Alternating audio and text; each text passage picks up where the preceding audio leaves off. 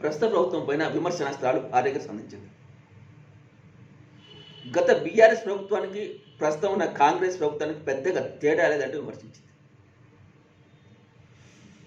AITUC రాష్ట్ర additional general secretary మిర్యాల రంగయ్య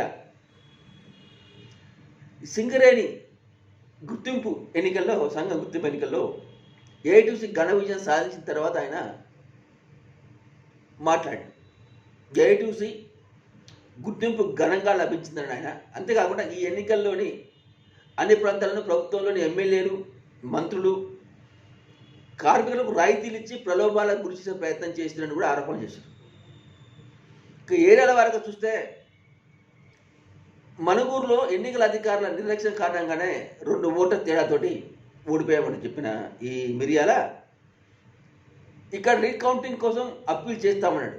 ఆ 2 ఓట్ల తేడా ఉంది కాబట్టి మంత్రి వచ్చేది, ఇక్కడికి మంత్రి వచ్చి ఓట్లను లాగేసుకున్నాడని కూడా ఆరోపించాడు. మొత్తానికి ఏంది, గత ప్రభుత్వానికి ఇప్పటి ప్రభుత్వానికి తేడా ఏమీ లేదు, దొందే అంటూ ఏఐటీయూసీ ఈ తెలంగాణ రాష్ట్ర అడిషనల్ జనరల్ సెక్రటరీ మిర్యాల రంగయ్య ఘాటు విమర్శలు చేశాడు.